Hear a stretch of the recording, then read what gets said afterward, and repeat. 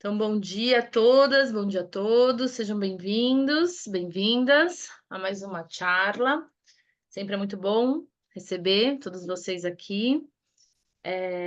Alguns que já estão aqui há bastante tempo, que são assíduos nas charlas, outros que vão chegando pela primeira vez. Para quem não me conhece, eu me chamo Juliane Russo, eu sou fonoaudióloga, eh, desculpa, pedagoga, especialista e mestre em alfabetização. Atualmente eu atuo com formação de professores e sou assessora em algumas secretarias municipais de educação e em escolas privadas também aqui de São Paulo. Sou membro da diretoria da Rede Latino-Americana de Alfabetização.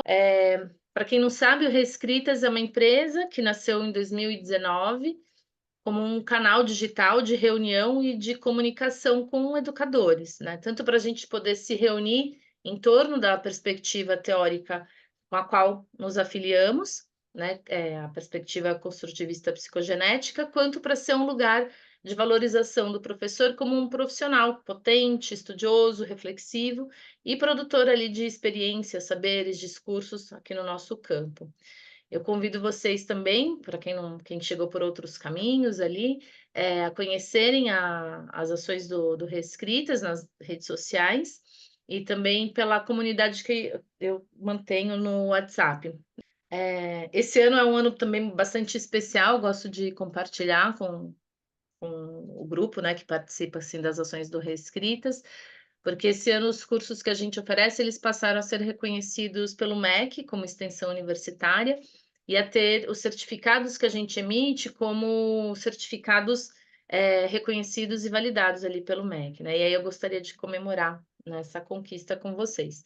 Esses certificados com esse reconhecimento a gente emite para os cursos, né? Para as charlas ou outros encontros menores, assim, a gente emite só aquele de participação mesmo, que não tem esse reconhecimento. Então tem uma diferença, assim, nessa certificação.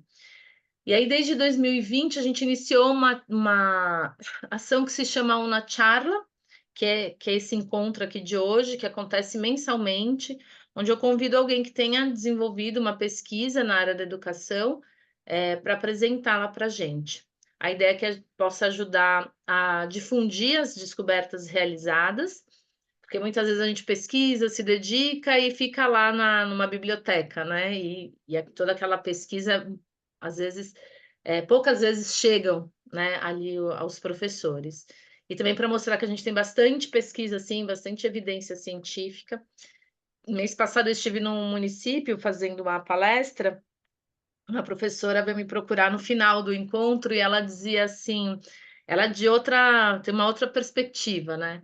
E, e ela, na conversa, eu sendo super, assim, né, mostrando o meu lado, respeitando o lado dela, obviamente, mas ela fala: minha professora, que é doutora fulana de tal, ela fala que na perspectiva da Emília Ferreiro não tem pesquisa, né, vocês, a observam a prática e escrevem artigos, mas não tem uma pesquisa que fundamente os artigos que vocês fazem. Eu falei: "Espera lá, aí não, aí não vai dar não". Ela está um pouquinho enganadinha, essa sua professora, né. Mas é isso, acho que a gente tem que falar mais dos nossos trabalhos, tem muita gente pesquisando, acho que a gente tem que achar canais aí para falarmos dessa desse nosso trabalho, né, de pesquisa mesmo. E não, essa professora ela fala isso, mas a gente sabe que muitas pessoas acreditam e que a psicogênese nasceu e terminou ali com a pesquisa da Emília Ferreiro, e não teve nada além.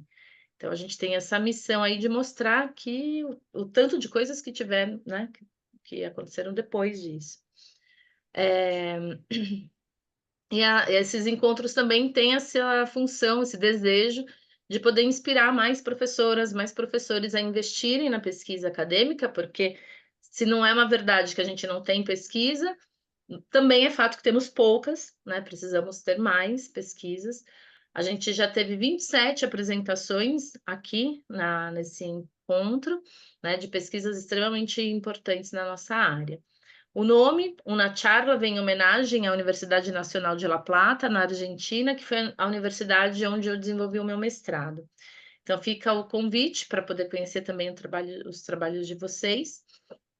Eu sempre faço uma agenda, né? Porque tem muita gente que, quando eu vou convidando, as pessoas vão entrando em contato, eu vou entrando em contato também com as pesquisas que eu vou conhecendo, e aí eu vou fazendo uma agenda, como é uma por mês, e a gente não costuma fazer nem em janeiro, nem em julho, nem em dezembro, então são poucas por ano, né? Mas vai entrando numa agenda e a gente vai arrumando espaço aqui para todo mundo.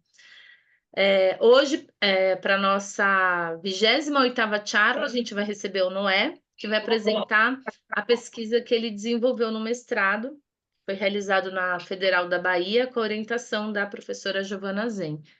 O Noé, ele é mestre em Educação e Diversidade pela Faculdade de Educação da Universidade Federal da Bahia, tem especialização em Psicopedagogia Institucional pela Faculdade João Calvino, possui licenciatura plena em Pedagogia e graduação em Normal Superior pela Universidade de Tecnologia e Ciência, certificado em Comunicação de Aprendizagem pela Universidade Federal de São Carlos, em parceria com o Instituto Natura.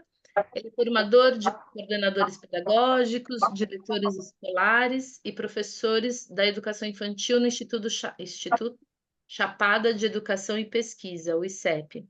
É supervisor técnico e pedagógico do segmento da educação infantil da Secretaria Municipal de Educação de Souto Soares, na Bahia, coordenador pedagógico da educação infantil e dos anos iniciais, no ensino fundamental, na Escola Municipal José Virgulino da Rocha, em Souto Soares, também na Bahia, e integra o grupo de estudos e pesquisa em educação, didática e ludicidade, do GEPEL, lá na Federal da Bahia, coordenado pelas professoras doutoras Cristina Maria Dávila Teixeira e Giovana Cristina Zen. Atualmente foi aprovado na seleção para o curso de doutorado em educação, lá pela FACED, na UFBA, com o propósito de continuar a pesquisa desenvolvida no âmbito do mestrado. Então, hoje ele apresenta a pesquisa do mestrado e daqui a alguns poucos anos ele volta né, para apresentar a pesquisa que ele vai desenvolver aí no doutorado. Então, a gente vai começar, o Noé, ele vai começar a sua apresentação. Então, seja bem-vindo, Noé, muito obrigada por estar aqui. Noé, que é um Bom participante dia. assíduo das charlas. Um prazer ter você aqui. Isso. Obrigado, Julie. Então, bom dia a todas e a todos, né? É um prazer estar aqui, né, nessa charla, é de uma responsabilidade imensa, né? Mas é claro que eu, né, aceitei o desafio, né, de estar aqui com vocês, né, para a gente bater um papo, dialogar sobre a temática da transição, né? Isso que para mim é muito caro. Então, a intenção é essa, né? Então, quero agradecer a Julie, né, ao Reescrita, no nome da Julie, né, pelo convite. Preciso validar que, para mim, esse espaço aqui, né, é um espaço rico, né, riquíssimo para aqueles que pesquisam, mas para aqueles também, né, que quer estudar mais, que quer investir mais, né, em conhecimentos. Então, acho que a pesquisa é um caminho importante para isso, né, que traz algumas evidências que nos ajudam, né, a refletir bastante sobre esses processos. Então, desde já, muito obrigado, né? Vocês fiquem à vontade para ir escrevendo aí no chat, né, fazendo perguntas e a gente vai conversando, né, sobre esse tema, sobre essa temática da transição. Então, vou projetar aqui os meus slides. Eu gostaria de saber se vocês visualizam.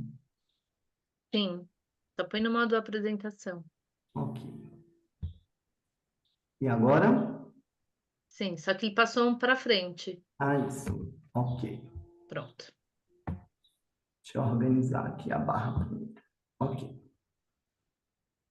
Então, como já anunciado, né, essa é uma pesquisa no âmbito do mestrado acadêmico, né, da Federal da Bahia, que traz como título a transição da educação infantil para o ensino fundamental, o fenômeno da gangorra nas redes públicas de Iraquara, Ceabra e Souto Soares.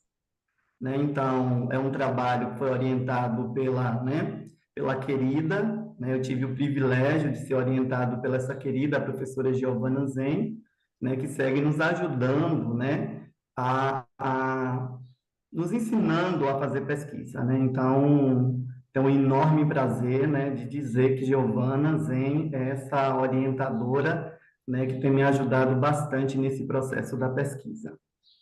Interessante o tema, né? Porque a temática é da transição, e aí a gente pensa que a transição é um tema muito amplo, né? E a gente precisa fazer um recorte, e esse recorte é de fato, né? A transição da educação infantil para o ensino fundamental. E esse título, né? Um fenômeno da gangorra nas redes públicas, né? Depois a gente vai conversar um pouquinho mais para vocês entenderem o porquê dessa metáfora, né, que a gente usa aí, o fenômeno da gangorra, nas redes públicas de Iraquara, Ceaba e Souto Soares. Então, como é que de fato começa, né, esse desejo por pesquisar sobre a transição, né, de onde nasce? Na realidade, quando a gente começa a fazer uma análise, né, do nosso processo de escolarização, e eu ingresso na escola em 1986, né, faz muito tempo, né, e eu fico pensando um pouco, né, de que naquela época, pelo menos aqui na escola da Bahia, né, do interior da Bahia, de onde eu resido, não existia uma escola planejada, né, para as infâncias, né, para a criança. Então, eu ingresso numa escola que interessante, mas a gente dizia que a primeira turma era do ABC, não sei como é que chamava aí nas outras regiões, né? E a gente passava, né, depois para uma cartilha, né, que é as famosas cartilhas, né? Então, assim, desde aquele tempo, é claro que naquela época eu não tinha nenhuma maturidade, nem reflexão para pensar sobre isso, né? Mas hoje, já depois, né, de estudar um pouco mais, aí já começa a pensar sobre isso. Naquela época, né, já não tinha uma escola que era pensada para, né, as infâncias, né, para as linguagens das infâncias. Então, entrávamos direto para uma discussão mesmo da construção de uma alfabetização, né, mas pelo viés da codificação, decodificação, né? A questão mesmo da construção do código, né? Então, não existia uma preocupação com as práticas sociais, de leitura e escrita, né? Assim como a Emília Ferreira fala, né, das culturas do escrito. Então, parando e pensando um pouco, eu já sinto falta dessa escola, né, que pensasse, né, uma escola para as infâncias, para as crianças, que respeitasse seus direitos, né, dessas linguagens da infância.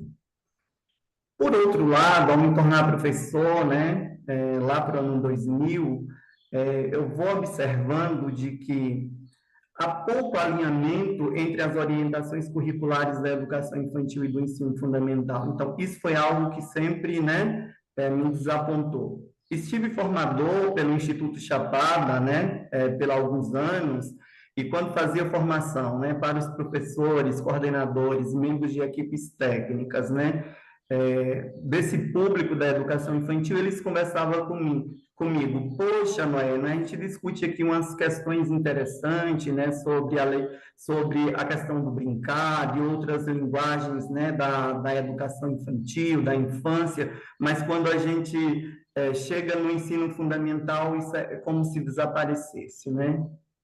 Então, há também, né, algo que me motivou essa pesquisa, que são as descontinuidades de práticas educativas, né, entre a educação infantil e o ensino fundamental.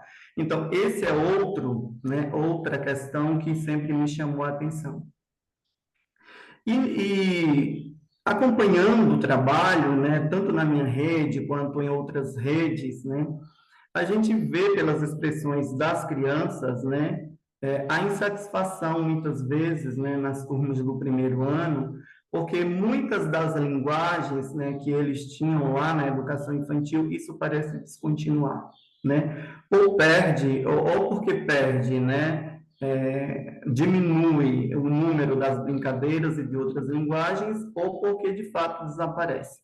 né? Então, pesquisar sobre a transição, entender um pouco mais sobre isso, né, foi algo que sempre, né, esteve aí no meu desejo. Então, a pesquisa nasce daí.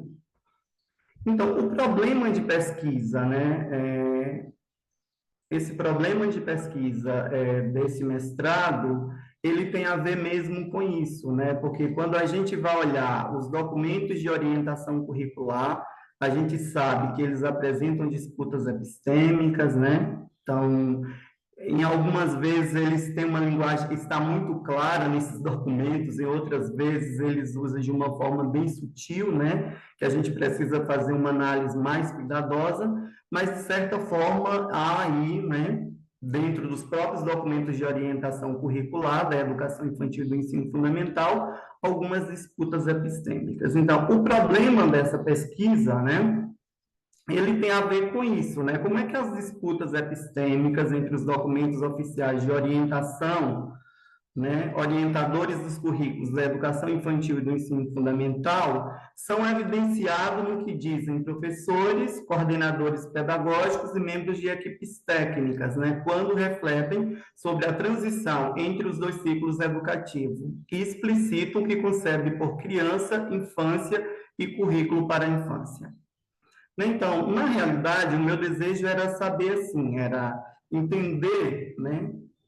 Primeiro, a gente tem documentos de orientação curricular que apresentam disputas epistêmicas, né, que pode ocasionar rupturas, né, tanto nas práticas como rupturas epistemológicas, e como é que os professores, os educadores, de uma forma geral, que são professores, coordenadores e membros de equipes técnicas, como é que eles, né, utilizam dessas orientações e como é que eles refletem, né, a partir do que eles concebem por criança, infância e o próprio currículo para as infâncias. Né? Então, eu tive essa intenção, né, durante o mestrado, e a gente vai ver o que é que essa pesquisa conseguiu evidenciar. Então, como objetivo geral, né, dessa pesquisa é mesmo analisar criticamente como esse público, né, esses educadores que eu já anunciei, dos grupos de 5 e 6 anos, compreendem e realizam situações formativas e didáticas para a transição entre a educação infantil e o ensino fundamental. Né? Então, esse é um grande objetivo, né, e como forma da gente, né, e como desdobramento e caminhos para observar se de fato, né, há essa análise crítica, né, se eu consigo fazer uma análise crítica e se esse grupo consegue, né, trazer uma reflexão importante, a gente vai para o primeiro objetivo, que tem a ver com analisar de fato, de uma forma mais profunda, os documentos oficiais, para identificar as diferenças epistêmicas, né, existentes nas políticas curriculares entre a educação infantil e o ensino fundamental. De uma certa forma, inicialmente, a gente tinha, né, essa hipótese de que já existia, né, essas diferenças epistêmicas entre esses documentos, né, de orientação para a educação infantil e para o ensino fundamental. Só que a gente precisava fazer uma análise mais profunda desses documentos, né, para ver até que ponto, né, quais eram, né, então identificar essas diferenças que existiam. Então, esse foi um primeiro trabalho. Depois, o nosso segundo objetivo foi analisar a pertinência das orientações vinculadas a esses próprios documentos curriculares, né, para a transição. Então, o que esses documentos, né, orientadores dizem sobre a transição de um segmento para o outro, da educação infantil para o ensino fundamental? Então, esse foi outro exercício que nós fizemos aí durante essa pesquisa. E a gente, né, também precisou analisar identificar através dos relatos dos professores, dos coordenadores e dos membros de equipes técnicas, né, desses grupos, né, de crianças de 5 e 6 anos, das redes, né, aí de Iraquara, Ceaba e Souto Soares, as concepções que sustentavam as práticas pedagógicas efetivadas para essa transição, né? Então, o que é que eles diziam sobre a transição, qual era a concepção que estava por trás, né, desse trabalho. E um último objetivo, né, que eu penso ser muito interessante, que tem a ver com a contribuição com o debate sobre a urgência de promover um alinhamento epistemológico, né, ou seja, um alinhamento epistêmico entre a educação infantil e o ensino fundamental, considerando as características próprias da infância. Então, esses foram nossos objetivos. Então, a nossa ancoragem teórica, né, dessa pesquisa, nós tivemos aí 3 ancoragens, né, teóricas. Então, se a gente ia pesquisar sobre transição, né, da educação infantil para o ensino fundamental, definimos inicialmente como ancoragens teóricas, né, 3 categorias, né? A primeira, que é a infância, né? Uma segunda, que é culturas infantis, e uma terceira, né, que tem a ver com a escolarização da infância. Então, a gente foi fazer um aprofundamento também para dentro, né, dessas 3 categorias, para ver o que é que, né, como é que ela ia embasar de forma teórica essa nossa pesquisa. Né? Então, dentro das categorias, né, da infância, o que é que a gente compreende por infância, e a gente foi beber muito da fonte, né, dos autores como Felipe Arrier, desde Felipe Arrier, né, mas também a Sônia Krain, né, William Cossaro, Manuel Sarmento, Maria Silveira Barbosa, né, que tem muito a ver com a questão da sociologia da infância, né, mas a gente também foi beber um pouco da antropologia da criança, lá com a Clarice Coll, né, a Clarice, que é da universidade, é uma pesquisadora da Universidade Federal de São Carlos, né, que ela escreve muito sobre as crianças. E dentro da nossa análise, a gente foi observando que há muitos diálogos, né, do que ela escreve com a sociologia da infância. Né? Então, dentro, né, de tudo isso, né, a gente foi vendo de que a infância tem a ver, né, ou compreende as crianças como sujeitos históricos, culturais e de direito. Né? Então, não dá para pensar a infância, né, se não considerar as crianças como sujeitos históricos e que têm direitos, né? Então, sujeitos históricos, culturais e de direito. Né? Então, pensar também a infância como um construto social, né? Portanto, temporal e suscetível a mudanças. Né? Então, infância tem a ver com isso, né? Dentro da pesquisa que a gente foi fazendo, né? Então, ela é uma construção social, né? Mas ela é uma construção que é temporal e que está suscetível a mudanças, né? Por que que a gente está dizendo isso, né? Porque, né? A infância, como uma parte de um processo histórico, ela não se dá, né, como o próprio escrito está aí, nem no mesmo tempo e nem da mesma maneira em todas as sociedades. Né? Então, a gente também entende, através dessa pesquisa, que não existe infância no singular, né, mas uma pluralidade de infância. Porque ela tem a ver também, né, com, né, os espaços, né, que ela convive, com as culturas que ela constrói, que ela convive, com os adultos que elas convivem. Então, né, as diferentes infâncias, né, são determinadas muitas vezes pelos adultos, né, pelos contextos socioculturais, socioeconômicos, né? Então, eu não posso dizer que a infância ela é única, ela é da mesma forma em qualquer contexto, né? Então, por isso a gente diz, né? E Manuel Sarmento e a Clarice Coll também ele vai dizer isso, né? Vai afirmar isso, né? Que não existe uma única infância, né? Porque existe diversos contextos, diversas situações, então aí também a gente concorda com eles. E, né, assim como traz a Maria Barbosa, a Maria Carmen Barbosa, né, ela vai dizer que infância, né, ela traz a infância como algo particular e não universal de pensar a criança, portanto, heterogênea, né? Então, nesse sentido que a gente, né, concebe a criança, né, e a infância.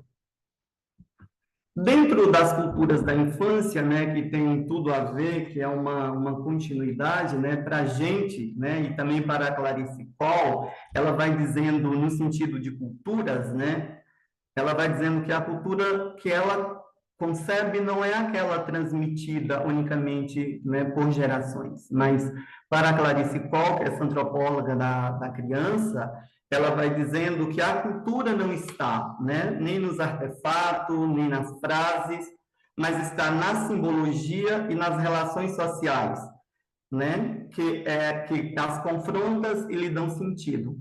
Né? Então, também concordamos com a Clarice Cole, né, no sentido de qual é a cultura. Então, por esse sentido, cultura vai ter a ver muito com, né, a forma de representação de como vive e pensa as crianças dos grupos humanos, né, enquanto grupo humano.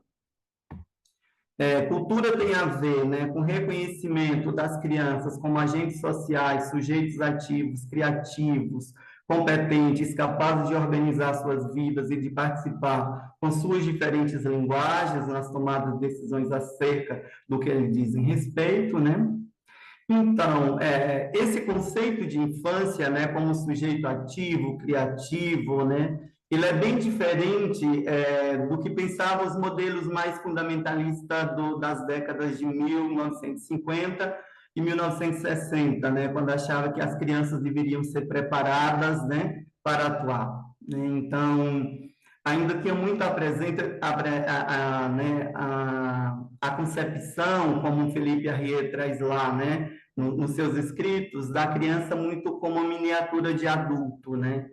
Então, que precisava ser aprendido. Então, essa compreensão de cultura da infância, então, vai romper, né, com a ideia de criança como uma miniatura de adulto, né? Como alguém que precisa ser, né, de fato, domesticado, não sei se esse é o termo, mas aqui ele já vê a criança como um sujeito ativo, inteligente, cognoscente, né? Aquele que produz seus conhecimentos, que são capazes, né, de participar das relações sociais que estabelece com seus pares, com os outros, né? Uma outra característica, né, das culturas infantis, né, ela tem a ver com isso que a gente foi trazendo, né? Então, enquanto elementos materiais e simbólicos, não só materiais, mas também simbólico, né? Daquilo que elas imaginam, daquilo que elas pensam, né? Das conceitualizações que elas criam, né? Sobre determinado, daquilo que elas pensam. Então, tem a ver com isso. E outra característica tem a ver com a interação das crianças com o contexto de vida em que estão inseridas, né? Com a produção de suas próprias e exclusivas culturas e a dos adultos. Né? Então, a gente compreende que as crianças, né, nessa pesquisa, a gente tem a compreensão de que as crianças produzem culturas, né? Então, elas são produtoras de cultura.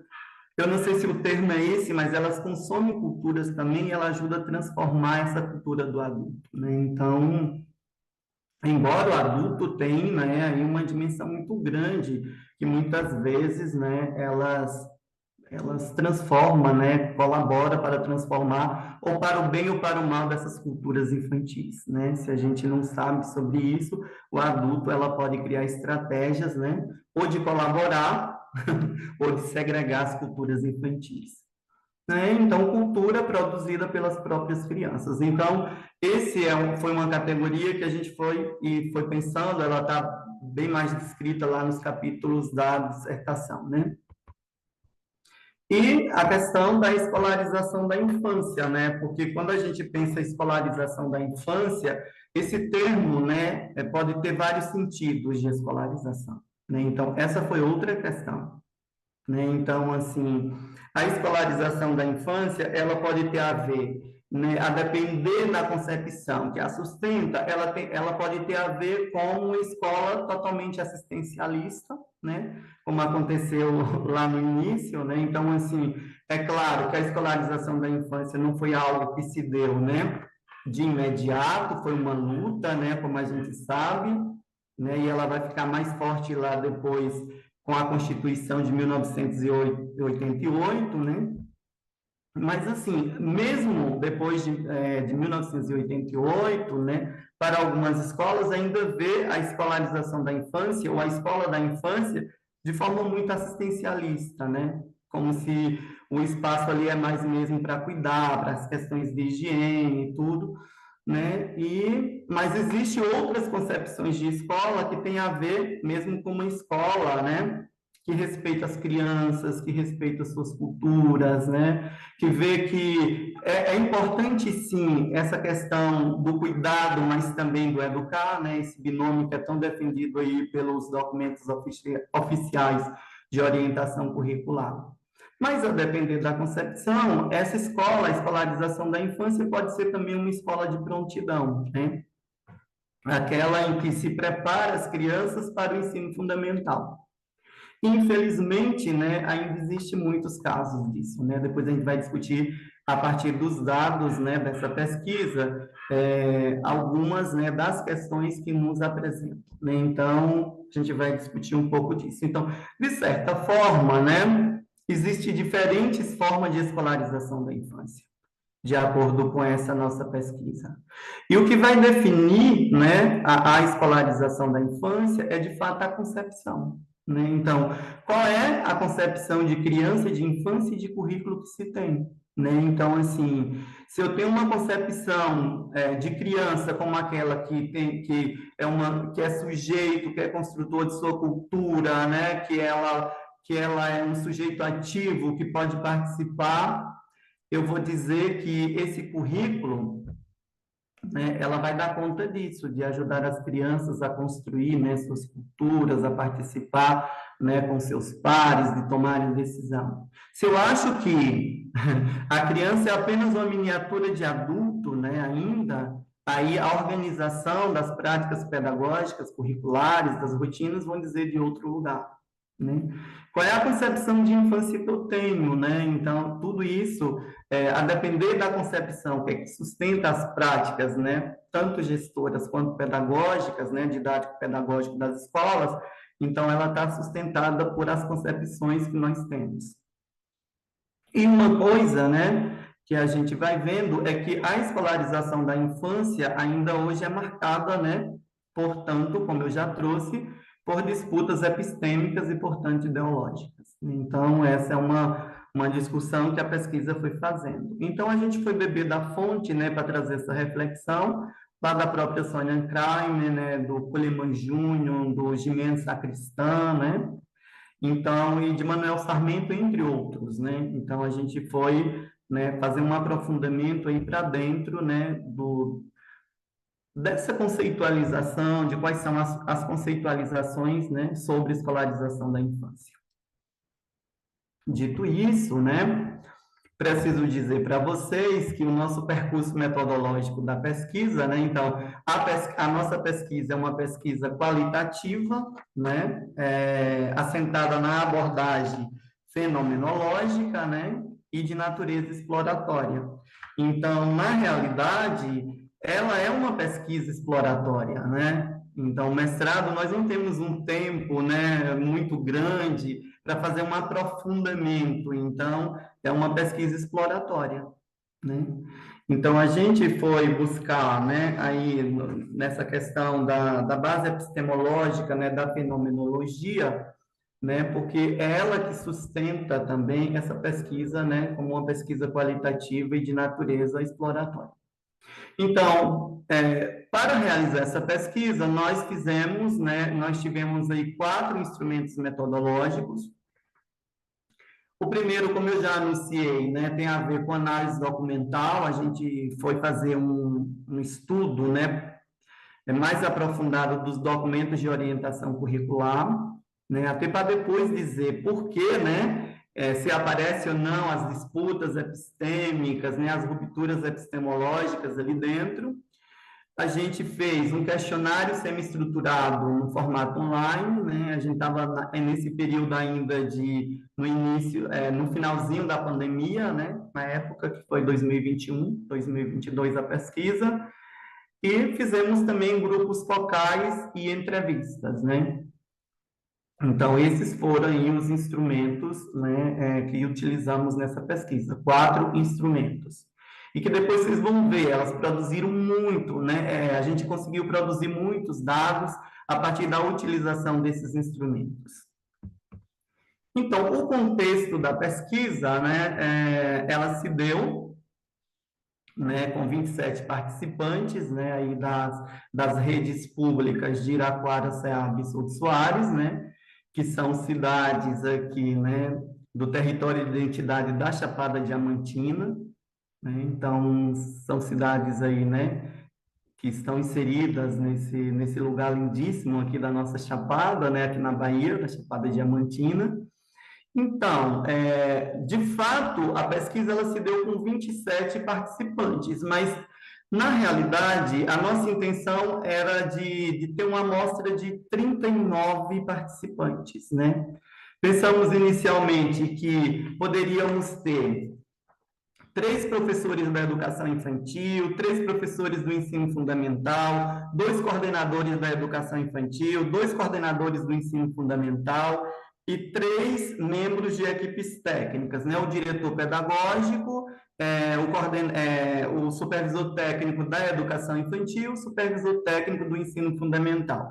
Então, isso em cada rede daria um total de 13 participantes, né? Então, 13 vezes 3 redes, teríamos aí uma amostra de 39, né, participantes da pesquisa. Isso para a gente era algo muito importante, né, porque íamos, né, a partir dos instrumentos, né, da pesquisa, né, desde lá dos grupos, né, do questionário, mas também, né, dos grupos focais e das entrevistas, a gente ia poder colher muitas, né, muitas narrativas desses grupos, então, que era muito importante, porque eram, de fato, profissionais que trabalhavam diretamente com crianças dos grupos de 5 e 6 anos, né, que correspondia, né, o último ano da educação infantil e o primeiro ano do ensino fundamental. Mas como vocês sabem, né, que pelo menos aqui no Brasil, há uma recomendação para que as nossas pesquisas sejam submetidas ao Comitê de Ética, né, da Plataforma Brasil, e é claro que, né, precisa ter lá um TCLE, que é Termo de Consentimento Livre e Esclarecido, né, e alguns começaram, né, depois não puderam seguir, não porque eles acharam a pesquisa, né, e pelo menos isso que eles me falaram, né, não porque eles acharam a pesquisa ruim ou não interessante, mas porque alguns tiveram dificuldades, né, eram de zonas rurais, para vir para a sede, né, para participar, então teve esses desafios aí. Mas, no final, a gente ainda conseguiu 27 participantes, né? Desses 27, 5 de Iraquara, 9 de Ceabra e 13 aqui da minha cidade, né? Que é Souto Soares, né? Então, na minha cidade, eu consegui as 13 pessoas, né? Mas mesmo assim, a gente conseguiu, né? Aí, 9 profissionais de equipes técnicas, né? Então, todas as equipes técnicas das 3 redes participaram, isso foi muito importante para a pesquisa. 9 coordenadores pedagógicos, né, sendo 4 da educação infantil e 5 do ensino fundamental, e 9 professores, sendo 5 da educação infantil e 5 da educação infantil e 4 do ensino fundamental, né, que trabalhava com o primeiro ano do ensino fundamental. Então, esse é um pouco do contexto, né, da pesquisa. Então, assim, gente, depois que a gente realizou, né, esses 4 instrumentos, né, e produzimos dados, a gente teve muitos dados a partir, né, das narrativas desses participantes. Para vocês terem uma ideia, eu transcrevi na íntegra, né, todos os relatos, né, que foram gravados, transcritos, né, como manda, né, as normas, né, da metodologia, e gerou-se aproximadamente 80 a 100 páginas de produção de dados, né? Então, tivemos muitos dados, né? Então, com esses dados, né, depois de analisar, né, de categorizar, a gente conseguiu, né, a gente definiu 3 categorias analíticas, né? Então, Essas categorias, elas foram definidas ou pela recorrência, como aparecia, né, lá né, nas narrativas, né, como vocês vão poder ver aqui, né, tem alguns exemplos, né, das narrativas desses participantes, ou pelo grau da importância, né, como ela vinha sendo citada e debatida pelos diferentes grupos, né, que participaram dessa pesquisa. Então, essas categorias, uma categoria foi, né, o brincar, né, que foi bem recorrente, os participantes trouxeram muito, né, o lugar do brincar nesse processo de transição. A outra questão foi sobre a alfabetização, né, como é que era vista a alfabetização, né, na educação infantil e no ensino fundamental. E uma terceira categoria, que é os próprios processos de transição. E aí, vocês estão observando aí que a gente usou, né, de forma metafórica, né, esses termos, né? Porque, assim, por um lado, brincar, por outro lado, alfabetização, e para a gangorra, 2. Então, eu quero contextualizar um pouquinho, né, agora, porque surge, né, esse termo da metáfora aí, né, da gangorra, por que ele aparece. Então, como a gente estava lidando com crianças, com infâncias, né, e com o processo de transição, a gente achou interessante pensar e fazer uma analogia com a gangorra, né? Acho que todos aqui conhecem a gangorra, é claro, né? Mas que a gangorra, ela existe duas peças nas suas extremidades, né, para fazer os movimentos, né? Então, assim, a gente ficou pensando que duas crianças, né? Vamos pensar que as crianças, duas crianças com o mesmo peso, do mesmo tamanho, se não fizer muita força, possivelmente podem não conseguir, né? Os balanços para poder acontecer a brincadeira, né? Porque o que é que de fato é a brincadeira? São as forças exercidas, né? Entre uma extremidade e outra, que faz com que essa gangorra se movimente. Tá. Né? Então, assim, se não existir forças próximas ou um esforço mais próximo, a gente não consegue. Porque, de fato, né, o legal da brincadeira da gangorra são os movimentos. Se eu coloco uma criança muito pesada e outra, né, muito leve, o que que acontece? Né, uma parte da gangorra desce e a outra sobe. Né? Então, a gente foi pensando essa analogia. Transpondo isso para a transição, a gente também ficou pensando assim: vamos pensar que a transição é algo que envolve muitas coisas, né? A gente vai conversar um pouquinho mais lá, quando a gente for discutir a categoria, né, para a gangorra 2.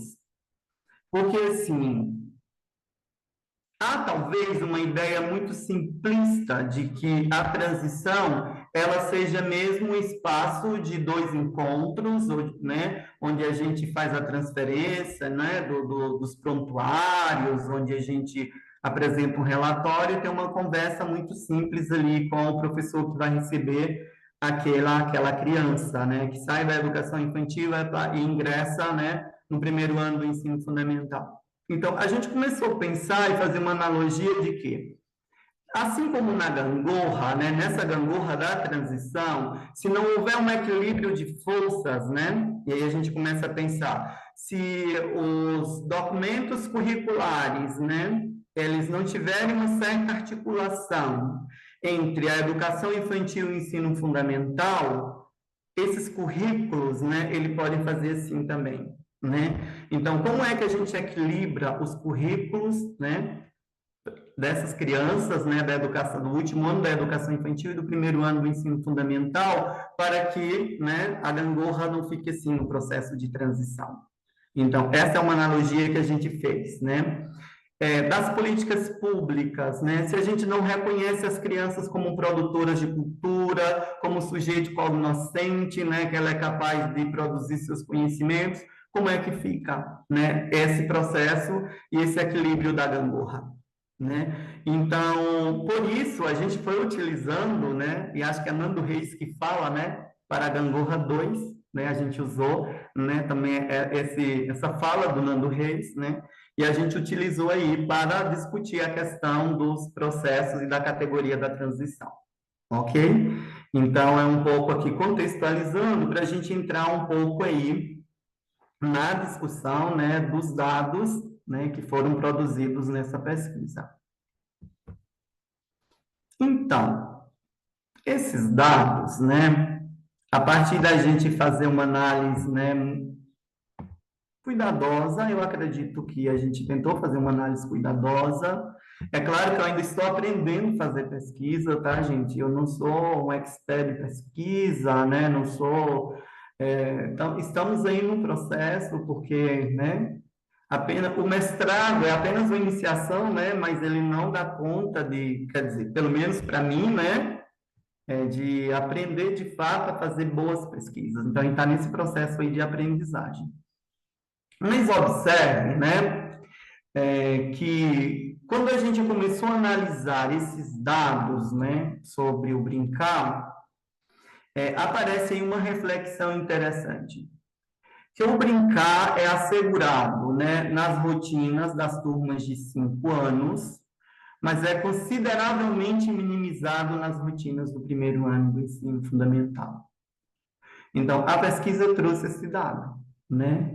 Então, assim, interessante como nos relatos eles iam dizendo, né? Ah, o brincar na educação infantil tem o seu lugar garantido, né? O brincar na educação infantil,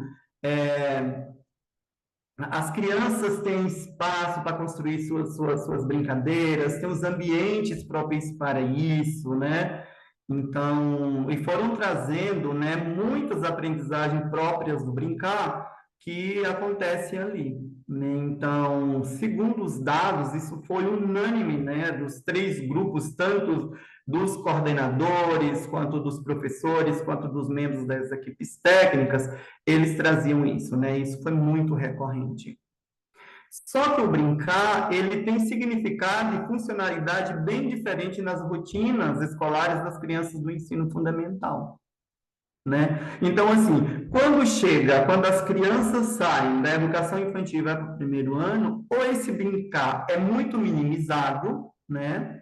E aí muitos dados apareceram, né? Que embora há um esforço para, né, garantir esse brincar, mas ele acontece ainda muito lá na hora dos intervalos, dos recreios, nas horas, né, nas aulas de educação física, e quando acontece nas horas do recreio, como chama aqui, que é aquele intervalo de aulas, né? Aqui a gente fala a hora do recreio, né? Não sei como é que vocês chamam aí, mas assim, e muito sem um planejamento pedagógico, né? Então, as crianças, elas brincam, porque o brincar para as crianças está como o ar que ela respira, né? Então, se a gente imagine tirar o ar da gente, né?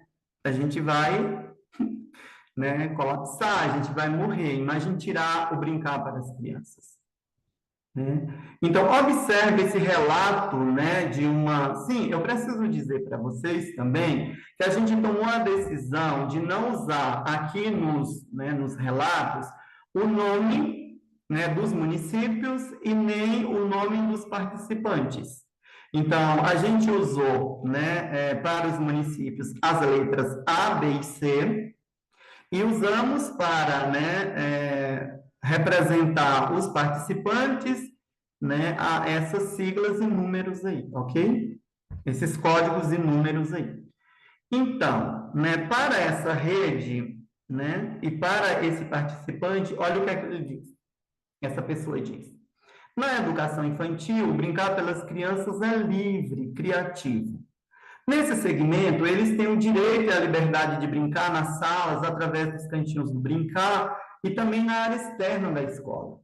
Quando essas mesmas crianças chegam ao primeiro ano do ensino fundamental, esse brincar desaparece ou diminui da rotina desses pequenos. Quando acontece a brincadeira no ensino fundamental, ela não está ali para as crianças interagirem, construírem suas experiências brincantes, como acontece na educação infantil. Por exemplo, querem trabalhar com conteúdo de matemática no ensino fundamental, então coloca ali um mercadinho, mas o foco é ensinar um conteúdo de matemática. quando fazem jogo com as crianças, são sempre para alfabetizar. Então, observe que esse brincar, né, para a construção da linguagem, né, esse brincar, né, que as crianças utilizam livre, né, e que desenvolve tantas outras aprendizagens como a interação, a resolução de conflito e outras coisas, né, que são próprias de experiências próprias do brincar, isso desaparece, né, quando eles ingressam no ensino fundamental. E aí eu fiquei pensando, né, enquanto, né, escrevia a dissertação, de uma fala do que diz, né, o Cipriano Lucchesi, que é aqui da universidade, é um escritor, não sei se vocês conhecem, mas ele escreve sobre avaliação e também escreve sobre ludicidade, né?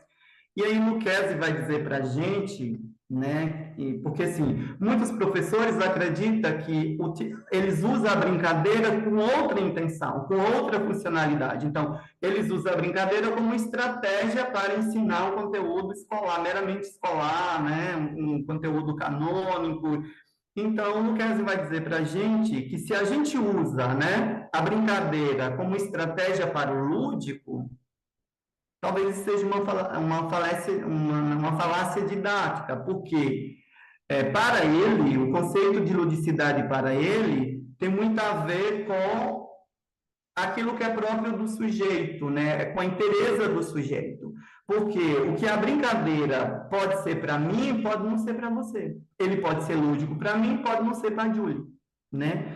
Assim como uma prática de alfabetização pode ser lúdico para a Julie e pode não ser para mim ou vice-versa. Então, a ludicidade, ele vai ter mais a ver com essa questão mesmo da inteireza do sujeito, né? De como é que cada sujeito vê. Né? Então, a gente ficou pensando sobre isso, né? Enquanto a gente escrevia, né? Enquanto a gente refletia sobre esses dados, né? E como muitas vezes esse brincar é retirado das crianças para, né, serem ocupados, né, com outras funcionalidades. Então, nesse sentido, ao meu ver, muitas vezes o brincar como estratégia lúdica para ensinar um conteúdo escolar, meramente escolar, ele parece fazer mais sentido para os educadores do que para as próprias crianças, né? Então, tomando por esse lado. Então, seguindo aqui ainda sobre o brincar, né? Ainda nessa questão das funcionalidades, aí tem outro, né? Outro depoimento que diz assim: na educação infantil, brincar é um dos eixos estruturantes. No ensino fundamental, o que a gente percebe é que o brincar fica muito limitado ao momento do recreio, né? Acho que já falei disso. Há uma diferença muito grande entre os dois segmentos sobre o brincar. O brincar no ensino fundamental não entra dentro das rotinas da escola. Eu acho que eu já falei disso. Outro depoimento. Aqui na nossa rede, no primeiro ano do ensino fundamental, tem um dia na semana em que as crianças podem brincar. Observe isso. Último período da aula da sexta-feira, mas se surgir a necessidade de realizar outro tipo de atividade, os educadores retiram esse dia da brincadeira da rotina. As crianças ficam furiosas quando isso acontece. O caráter lúdico da infância é pouco considerado no ensino fundamental. É claro que isso não é de todas as redes pesquisadas, ok, gente? Mas isso foi muito forte, né? Então, assim, uma das redes trouxeram isso. Então, imagina o quanto é difícil, né? Se já é difícil para as crianças terem um brincar minimizado, né, das rotinas, imagine ele ser substituído por outra, né, situação, por outra atividade justificada pelos adultos, porque a outra atividade é mais importante, né? Então, qual é a concepção de brincar, né, que esse grupo tem, que essas pessoas têm, que esses educadores têm? Qual é o sentido do brincar para elas? Porque muitas vezes, né, o brincar de fato é uma perda de tempo, né? E aí a gente vai ver, né? Então, assim, o brincar, né, que é defendido lá pelo ideário defendido na educação infantil, dificilmente aparece associado a um importante conteúdo escolar, né? Interessante porque a gente foi vendo de que os próprios, né, participantes iam dizendo: Os pais também consideram isso uma perda de tempo, né? Então, o brincar ainda é visto muito, principalmente no ensino fundamental, ainda como uma perda de tempo, né? Então, há outro relato que diz assim: quando se reflete sobre o brincar, que precisa ter continuidade para além da educação infantil, percebo que tem uma força contrária, que é dos pais, pois dos pais. Aqui também, quando dizem que as crianças da educação infantil estão só brincando. A gente sabe que o brincar precisa ser um direito garantido também nos anos iniciais do ensino fundamental. Mas a necessidade de dar conta de um currículo específico passa a interferir nessa garantia de continuidades, que começa na educação infantil e que precisaria seguir para o próximo segmento de ensino. Então, observe que, mais uma vez, né, aí o lugar, né, a importância do brincar para esse segmento, ele parece não fazer sentido também para as famílias, né, para algumas famílias. É claro que a gente não pode generalizar, né, mas nos relatos estão trazendo isso aí. Né? Então, assim, se para as famílias o brincar não é importante, se para alguns professores, que a pesquisa também traz lá, né? Depois vocês vão ver o que é que essas crianças fazem na educação infantil que ainda não estão alfabéticas, estão só brincando. Então, isso também vai dizer muito de um lugar que é do desconhecimento, né, de um currículo próprio daquele segmento de ensino. Né? Então, isso vai revelando muito para a gente também desse lugar, né? Qual é o lugar do conhecimento sobre os currículos, né? Os currículos da educação infantil, que tem a ver com as infâncias, e também da reflexão de que a infância não está só na educação infantil, né? Não é porque as crianças saem da educação infantil que elas deixam de ser crianças. Então, como é que a gente vai pensando sobre esse lugar? Então, pessoal, por um lado, né, ainda há também, né, a generalização, e por outro lado, há uma polarização entre o brincar e outras práticas educativas entre a educação infantil e o ensino fundamental. Ora, os relatos dizem, ó, eu acho que pode brincar e acho que a gente pode brincar e aprender e se alfabetizar ao mesmo tempo, ali tudo junto, né, de toda forma. Então, ainda uma generalização aí que precisa ser melhor refletida, ou outras vezes ainda existe uma polarização. Ou brinca ou se alfabetiza, ou aprende outras coisas, né? Então, a pesquisa foi trazendo um pouco disso. Júlia, depois você vai me controlando quanto à questão do intervalo, tá? Então, dentro da outra questão que tem a ver, né, da outra categoria, que é da alfabetização, existem perspectivas diferentes sobre os entendimentos acerca da alfabetização entre a educação infantil e o ensino fundamental, né? Os dados vão trazendo isso, né? Então, quando se propõe uma discussão sobre a necessidade de garantir, né, o ensino da alfabetização às crianças da educação infantil e do ensino fundamental, os dados dessa pesquisa demonstram que esse tema ainda constitui um campo de tensão, né, ainda em uma tensão para educadores, para as famílias e parte da sociedade em geral. Né? Então, em que sentido isso? Então, vamos dar uma olhada aqui no relato e depois a gente reflete um pouco sobre isso. Os pais criticam porque os filhos saem da educação infantil não alfabéticos. Os professores do ensino fundamental também perguntam o que os professores da educação infantil estavam fazendo que as crianças estão chegando desse jeito. Dessa forma, todos precisam participar de formação para entender que na educação infantil não é para alfabetizar. E chegando no ensino fundamental, compreenda a importância da ludicidade e das brincadeiras.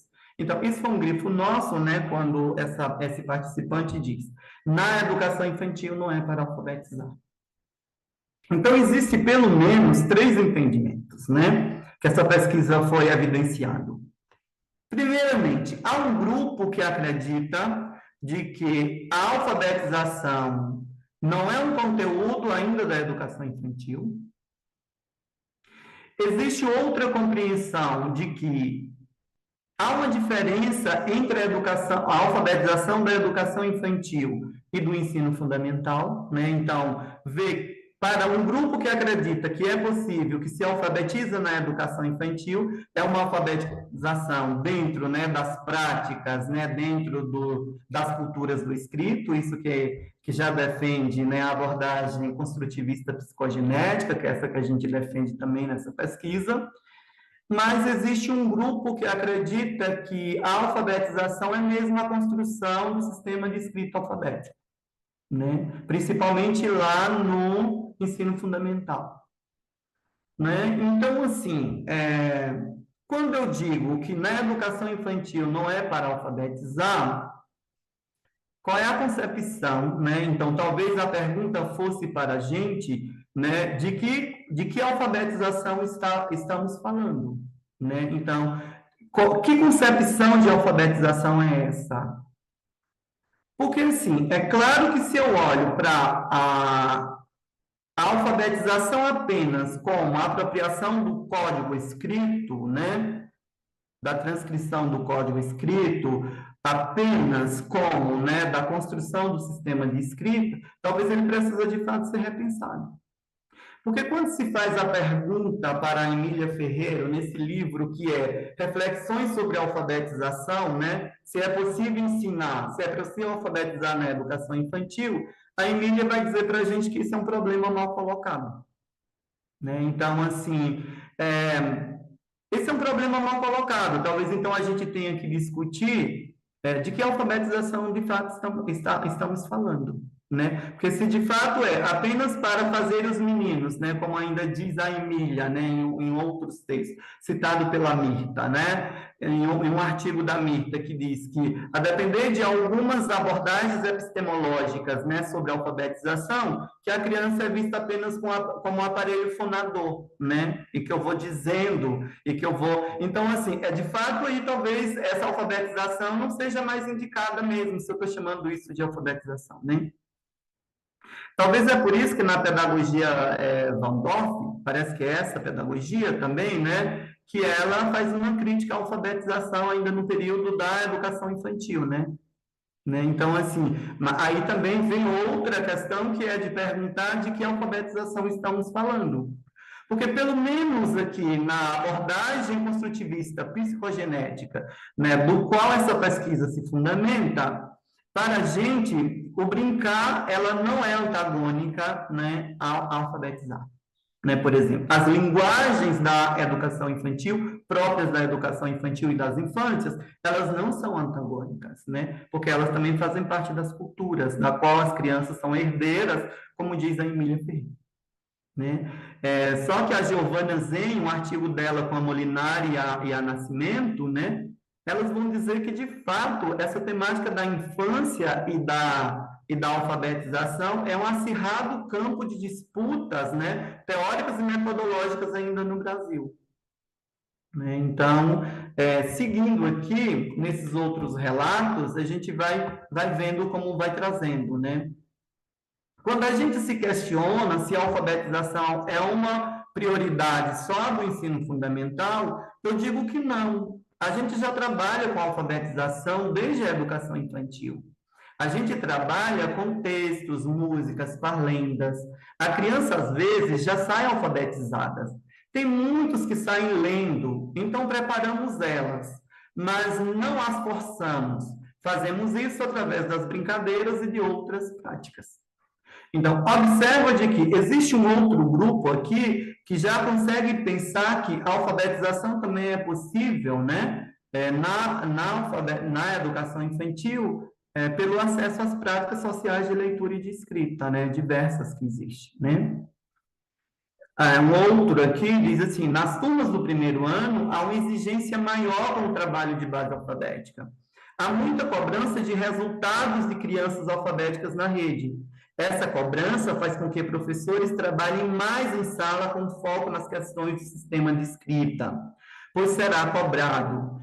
E uma coisa é séria, as crianças constroem muitas experiências na educação infantil, mas quando chegam, né, no ensino fundamental 1, mais especificamente no primeiro ano, os professores não querem saber dessas aprendizagens. As aprendizagens como avançar nos repertórios da fala, dos argumentos, das experiências de leitura e escritas, que constroem na educação infantil por meio de vários contextos das práticas sociais, em sala de aula, parecem não ser importantes no ensino fundamental. Nesses segmentos, os professores querem saber se as crianças já sabem as letras do alfabeto, quantas, quais são e etc. Precisaria acontecer formação de forma coletiva para discutir o que é próprio de cada segmento, o que é comum e o que é continuidade e progressão. Isso não existe. Olha que reflexão, né? Então, vamos pensando aqui de que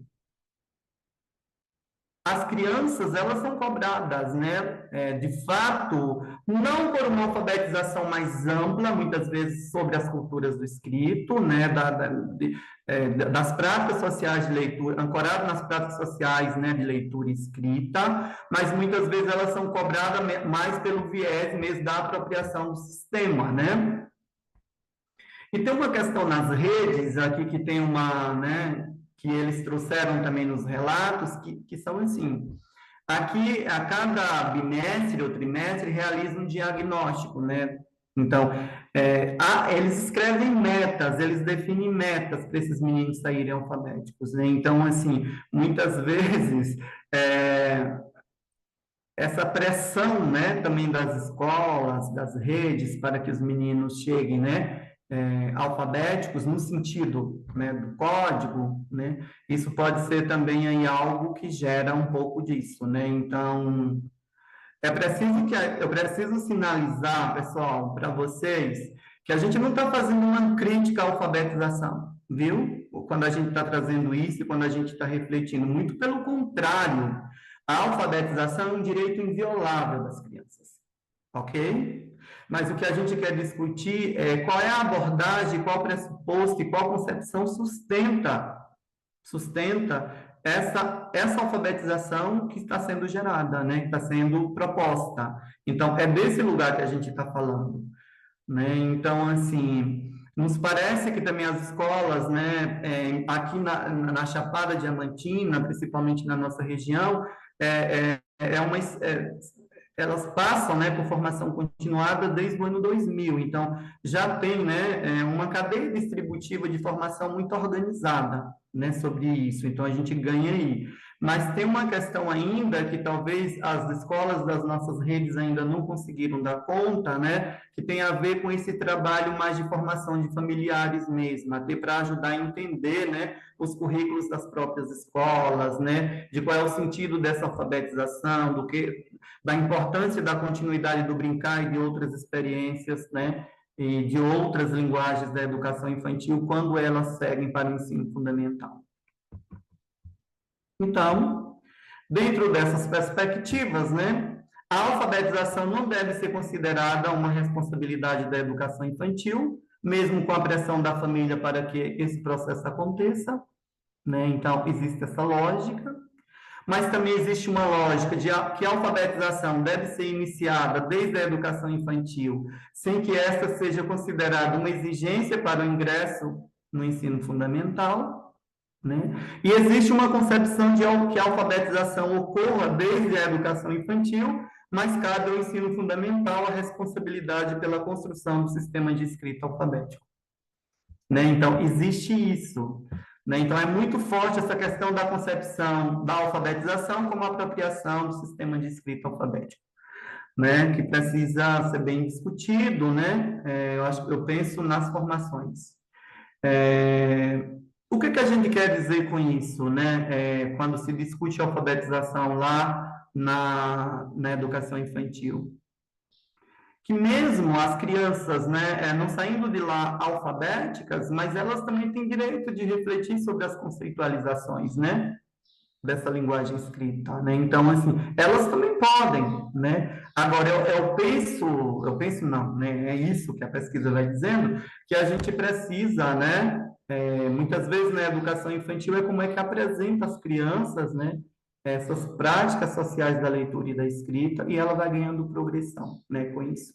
É claro que elas também têm direito de refletir, né, a depender das situações, né, que são, né, oferecidas a elas, também de já começarem a refletir sobre as conceitualizações, né, do sistema e desse sistema que está aí dentro da linguagem, né, da linguagem. Então, há uma acentuada diferença na concepção de alfabetização na educação infantil e no ensino fundamental. Né? Agora, é claro que entre as três redes, né, isso vai aparecendo mais forte em uma do que em outra, né? Que não vem ao caso, é uma questão de ética da pesquisa, a gente não pode, né, identificar isso, mas há essa questão aí, né? Então, observe aqui. Para mim, uma coisa que precisa, né? Então, observe o grau de reflexão que os educadores têm dessas redes, né? Então, eles têm muito conhecimento, pelo menos teórico, sobre os processos de transição, sobre essas categorias, né? Que depois a gente vai refletir mais para frente. Para mim, uma coisa que precisa pensar melhor é sobre o conceito de alfabetização. Se eu não entendo que há diversas formas, né, de apresentar, acho que cortou um pouquinho aqui, né, a escrita para as crianças, eu vou achar que se eu estou alfabetizando quando eu faço o aluno sentar e fazer uma atividade de base alfabética. Na realidade, as crianças podem se alfabetizar com as músicas, fazendo massinhas, artes, fazendo investigação, construindo listas reais. Tudo isso também tem lá na educação infantil. E quando chega aqui no ensino fundamental, há uma cobrança para trabalhar a base alfabética.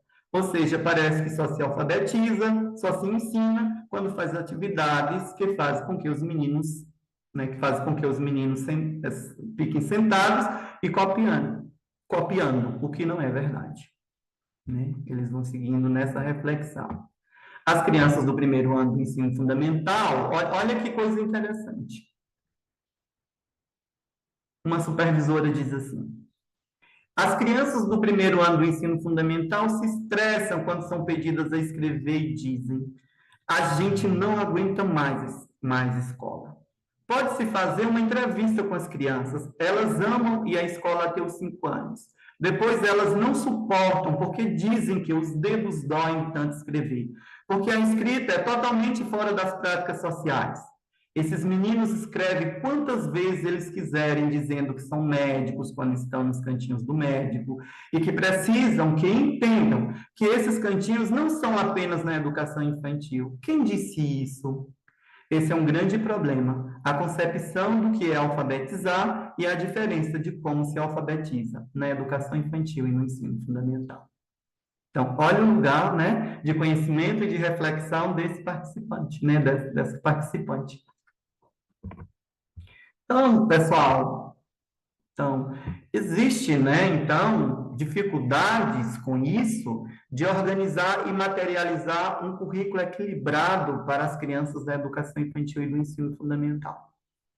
Então, a pesquisa, ela foi dizendo que as redes ainda, pelo menos essas redes que foram pesquisadas aqui, essas 3 redes, eles ainda têm dificuldade, né, de fazer uma articulação curricular mais consistente, né, entre a educação infantil e o ensino fundamental. Então, eles diziam o tempo todo, assim, né, nas conversas: olha, a gente sabe muita coisa sobre a transição, a gente sabe muita coisa que a gente precisa dar continuidade, mas a gente não sabe fazer isso na prática. A gente precisa de ajuda, né? Então, eles foram trazendo isso.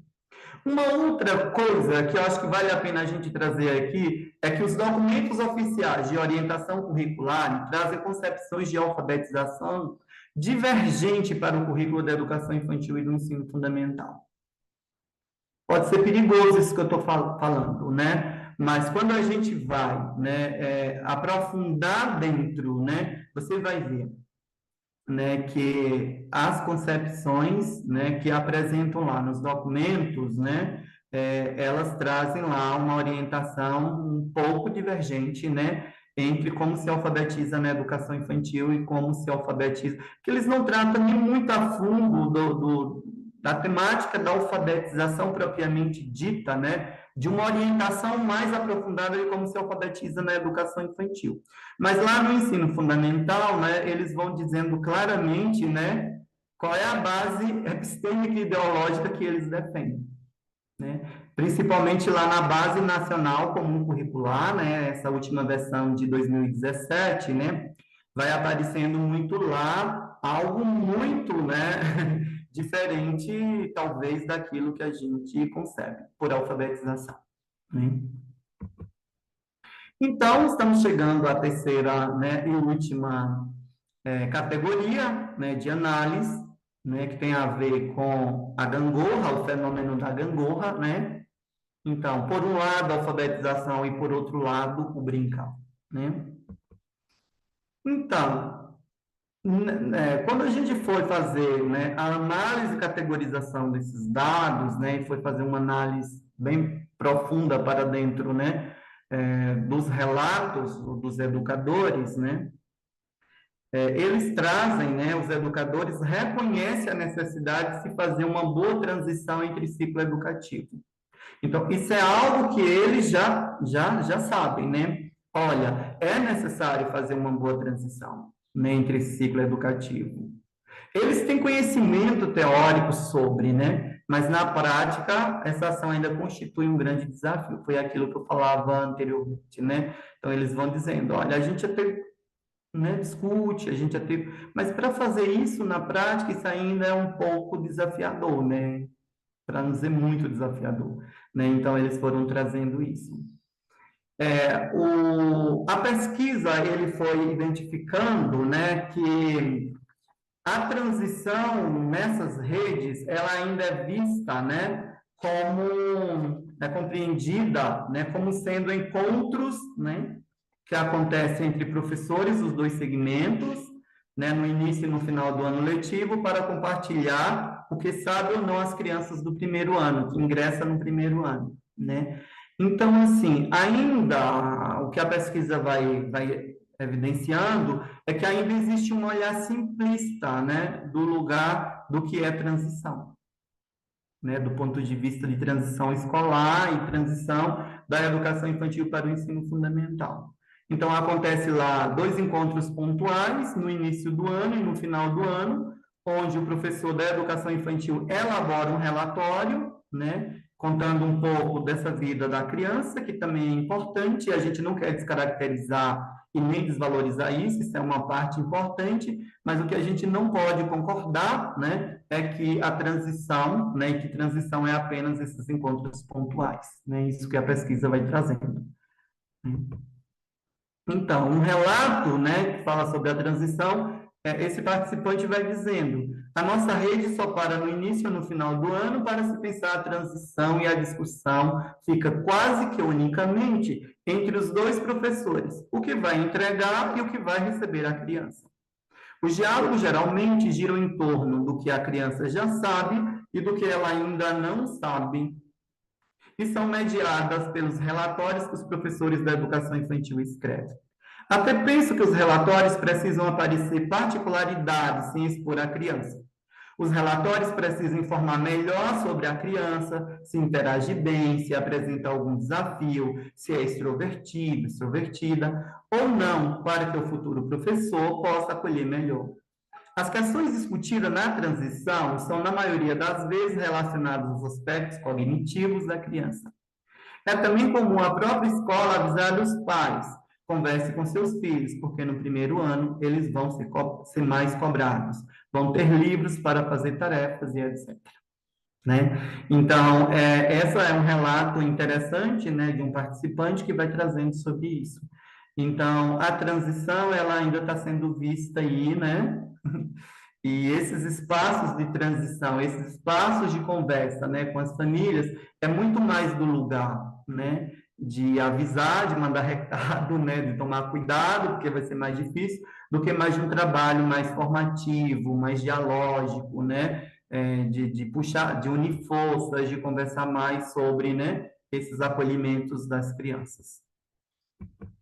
Então, há um consenso, né, de que os processos de transição precisam ser um compromisso de todos, né? Então, escola, família, sociedade civil, entes federados, mas que na prática essa responsabilidade recai quase que exclusivamente para a escola, e em especial para os professores do primeiro e do segundo ano, para os professores da educação infantil e do primeiro ano, né? Então, assim, dentro de um conhecimento geral, a pesquisa evidencia, né, de que tem esse conhecimento das redes, né, que transição é de responsabilidade sistêmica, né? É de responsabilidade de todos, desde os entes federados, né, até a esfera, né, lá da sala de aula, né, e tudo mais. Mas que na realidade tem alguém aí que pega mais para si, né? Então, ainda um reconhecimento de que a boa transição, né? Há um reconhecimento de que uma boa transição exige um trabalho de articulação dos currículos entre os segmentos educativos, mas que as redes ainda enfrentam desafios para a consolidação desse trabalho. Então, esse também é outra informação que a pesquisa foi evidenciando, né?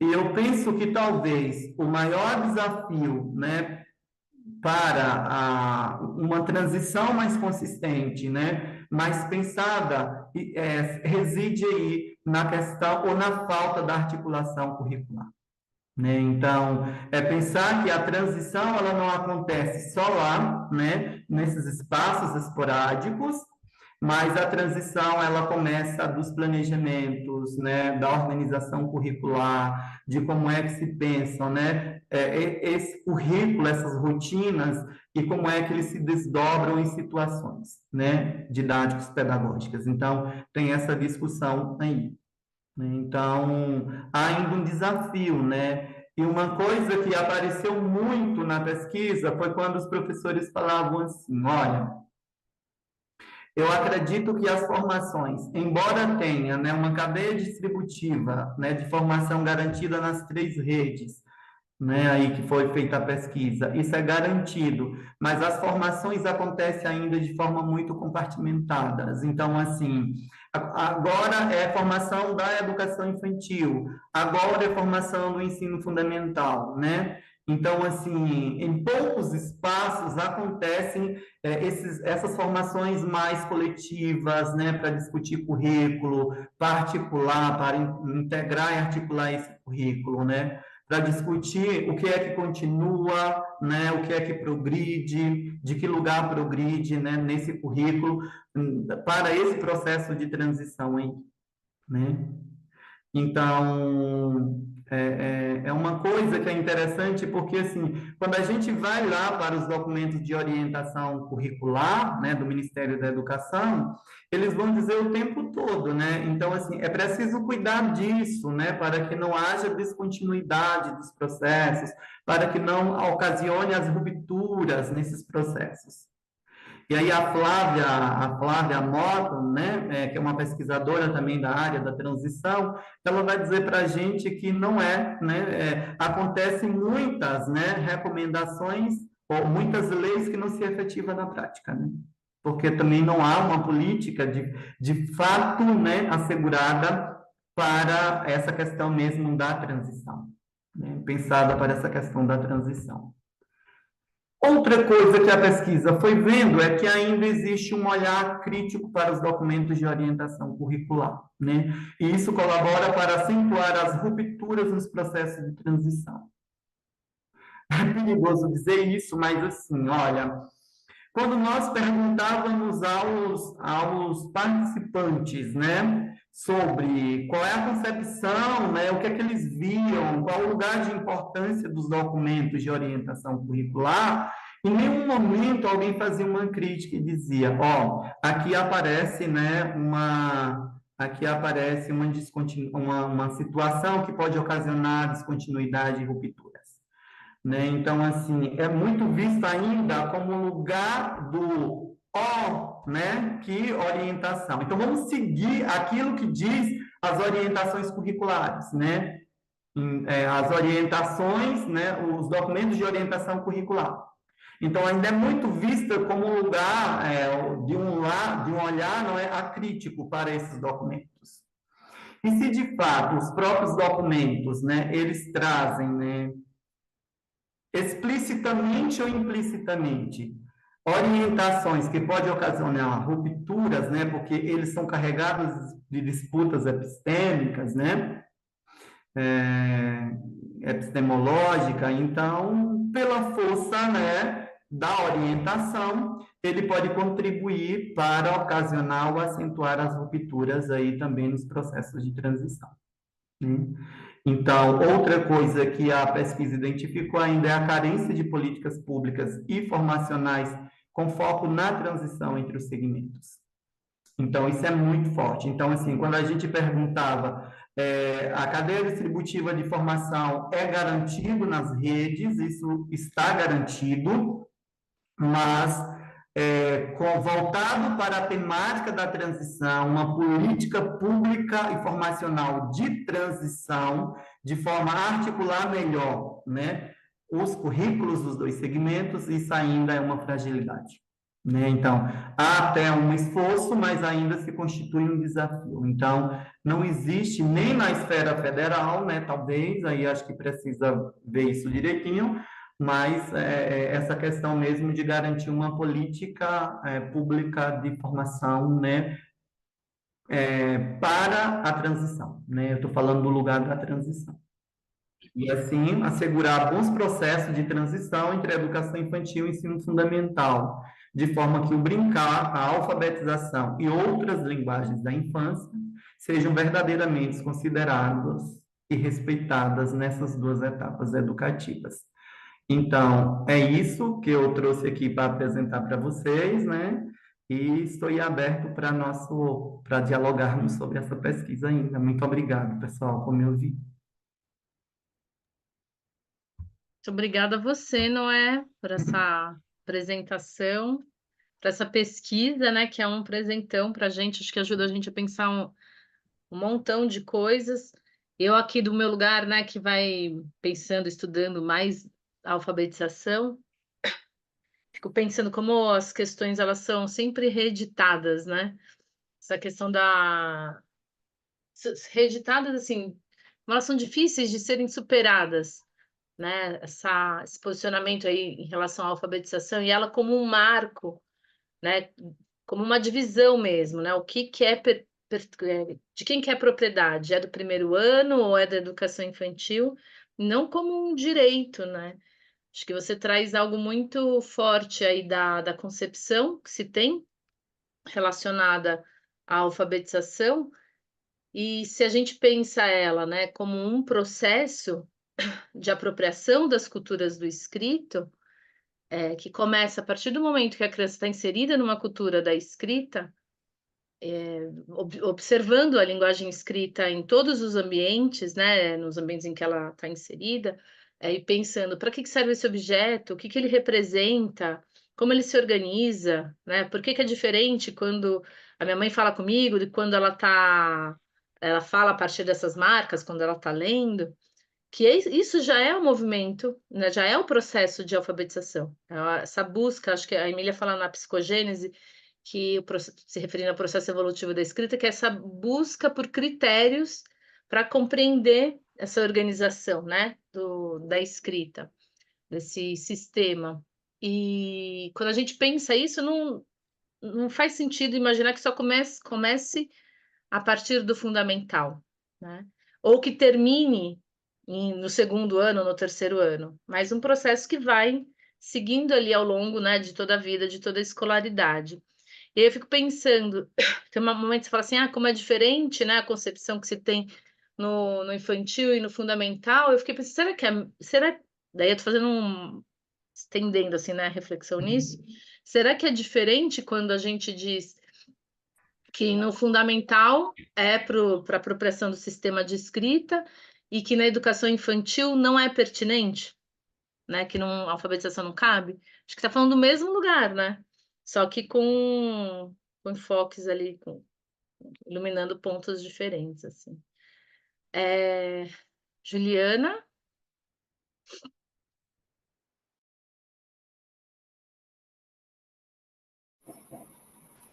Olá, primeiro, obrigada. Acho que foi uma reflexão e uma provocação para todos nós.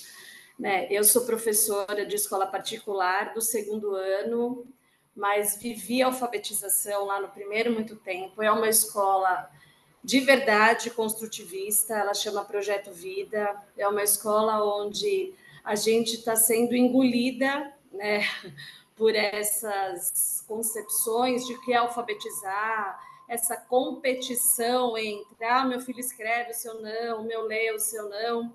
Então, quando você diz que a questão ela é sistêmica, eu acho que ela concordo plenamente, ela é sistêmica e profunda. Há muitas divergências entre o que é o brincar. Se a gente olhar o brincar pelo brincar, de fato, ele não faz sentido. Mas quando as pessoas conseguem olhar para o brincar, este que a gente fala, a gente vê que ele caminha para e passo com a alfabetização.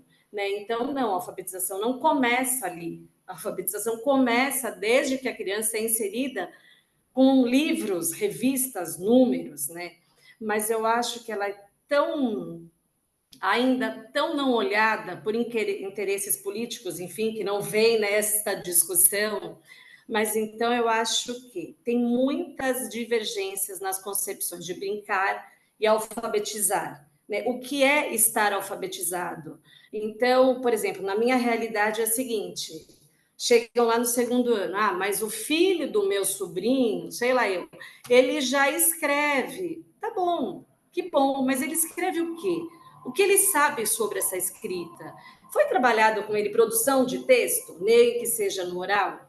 Então, acho que tem tantas coisas por trás. Se eu for ficar discorrendo aqui, a questão de letra cursiva. Então, a letra cursiva, né? Então, eu acho, no meu ponto de vista, enquanto professora, a gente também é engolida. E eu me senti representada pela sua orientadora de dizer, né? Pega leve com elas também, porque a gente também, embora eu, de novo, eu sou privilegiada, eu trabalho numa escola incrível, aonde cuida de tudo isso com muito respeito pela criança, mas a gente vive grandes embates. Né? E dizer que a sua pesquisa, acho que você tinha que virar vereador, sei lá eu, para mexer lá naqueles buracos onde precisa ser mexido.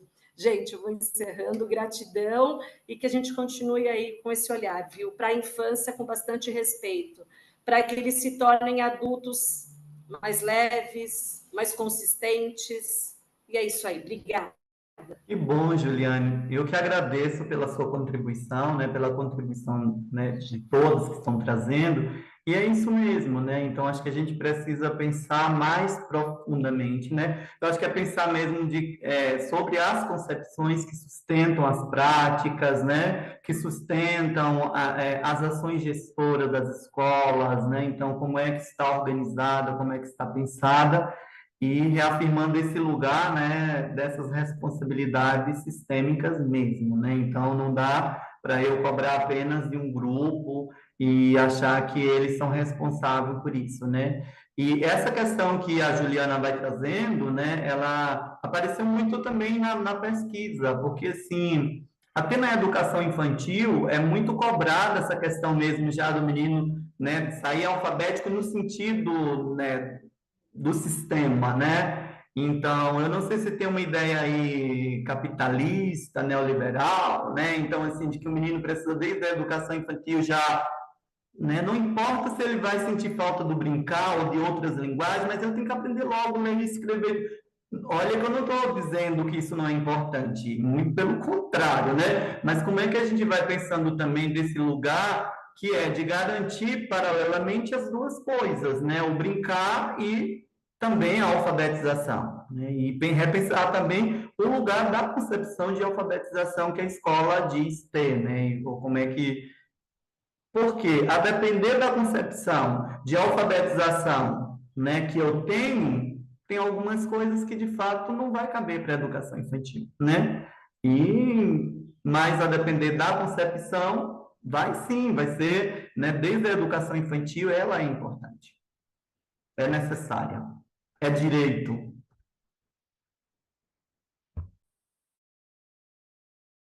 Thelma?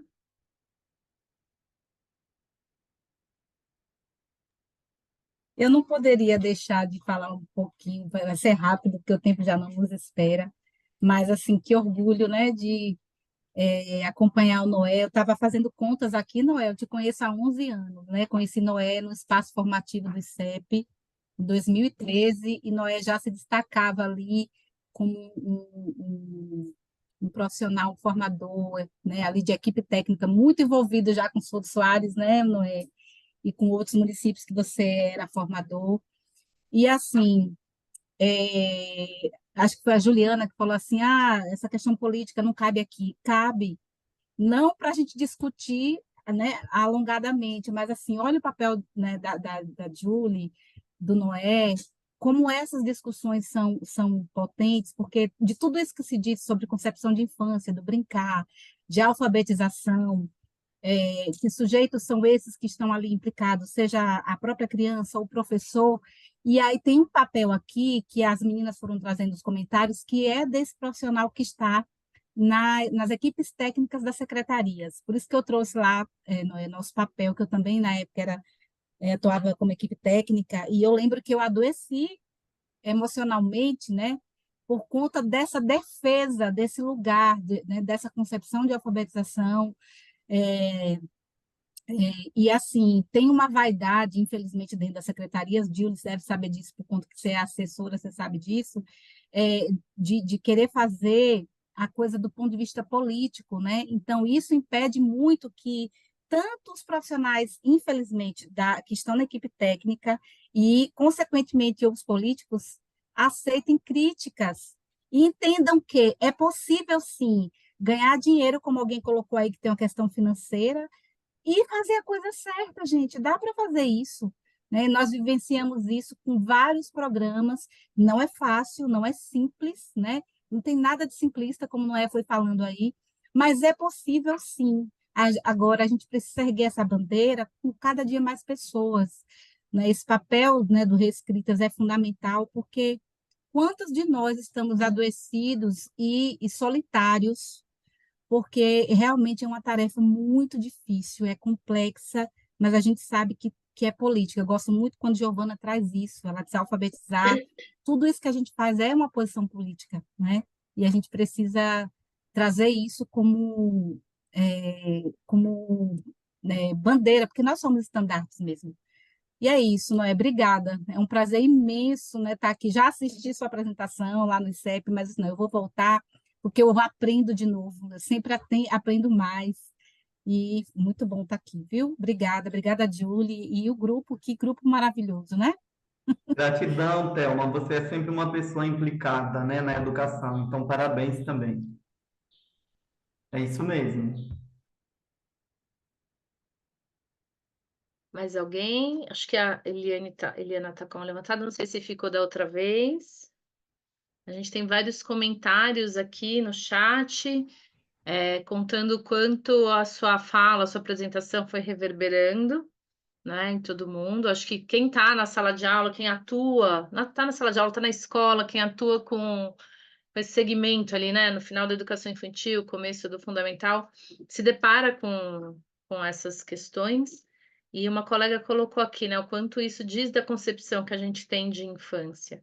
Muitas vezes eu me pego também em situações de assessoria, a gente discutindo mesmo essa perspectiva de Reggio Emília, né, que tem entrado muito na educação brasileira, na educação infantil brasileira, e o quanto que às vezes a gente fala como é cindida o que vem depois, né?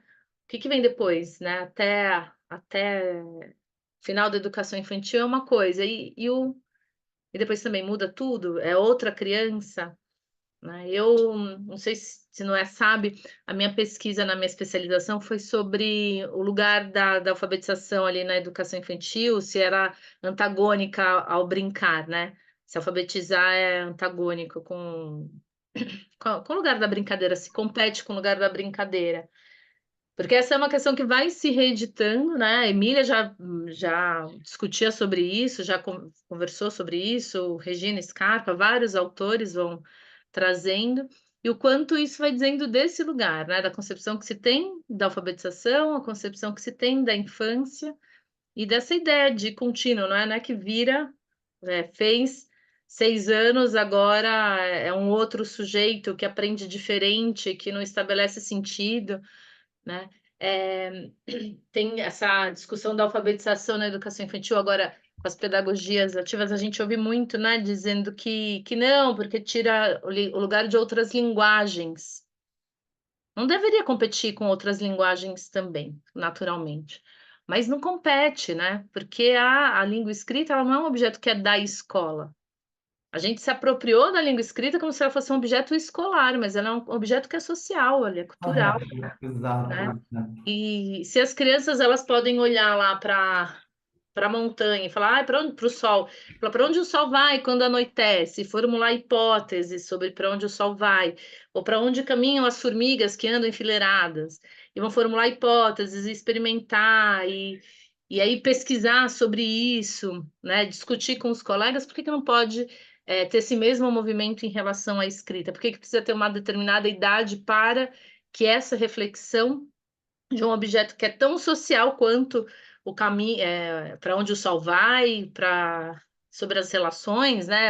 Se rosa é de menino, ou azul é de menino, tudo isso que pertence ao mundo cultural, né? Mundo social, também diz respeito à língua escrita e também diz respeito à infância. Com E uma certeza. colega colocou aqui, né? Como reverbera a Rose, na concepção que a gente tem sobre criança e sobre infância, né? Que a gente precisa sempre retomar e repensar. Eu só queria dar um depoimento que tem a ver com essa coisa da responsabilidade sistêmica, né, de não ser localizado nos professores e nas escolas. E aí eu falo, assim como a Thelma, do lugar de quem atuou numa equipe técnica. E aí, uma coisa que essa cisão, às vezes, essa fragmentação nas discussões e no alinhamento da falta de articulação dos currículos, ok, desde as propostas curriculares a nível federal a gente identifica isso, mas no nível das redes municipais também acontece que não favorece, é que a equipe técnica que acompanha o infantil é diferente da equipe técnica que acompanha o fundamental. Na minha experiência, eu vivi isso muitos anos. E a gente, quando isso acontece, cada equipe vai estudando o seu segmento e não se dialoga. E aí eu vivi, que são pequenas mudanças no nível da política pública municipal que podem fazer a diferença. E que, assim, teve uma gestão que a gente viveu lá há uns 10 anos, que a pessoa responsável resolveu misturar as equipes.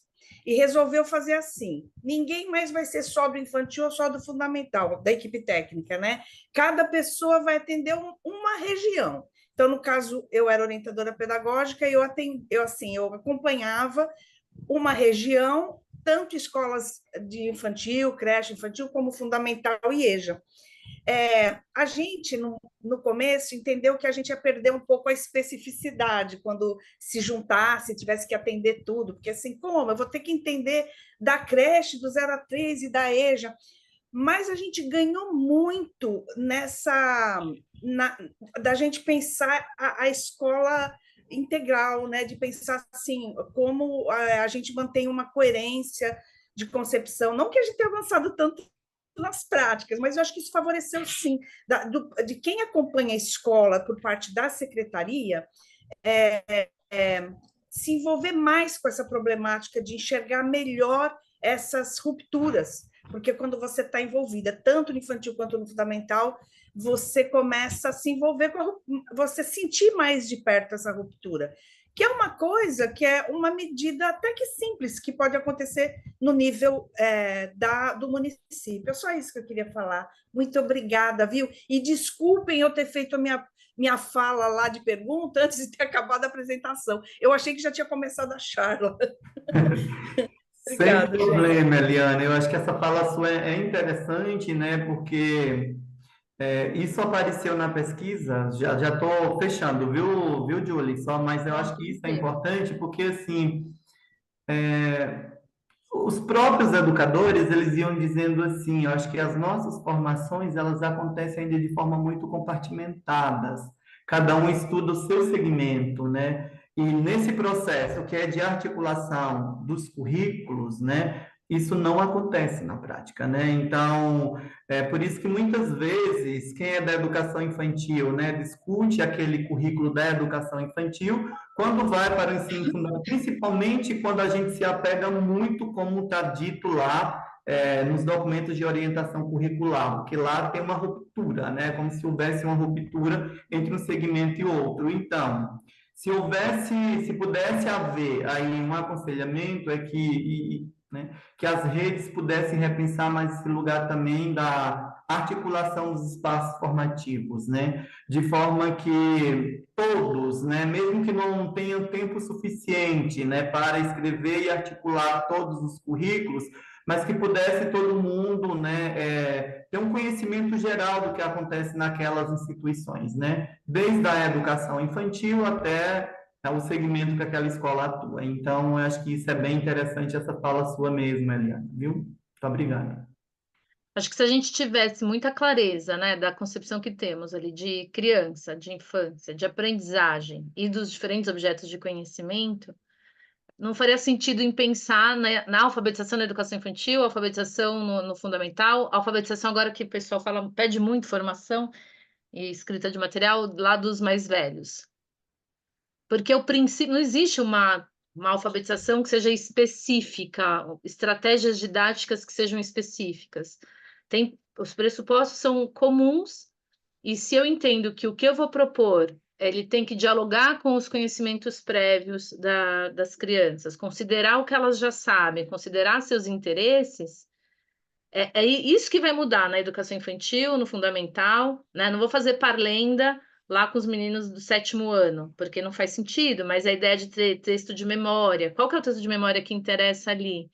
Então, eu fico sempre retomando essa ideia dessa coerência, sabe? Porque não faz sentido ter uma formação de alfabetização específica para 7º e 8º ano. Qual que é a especificidade que tem?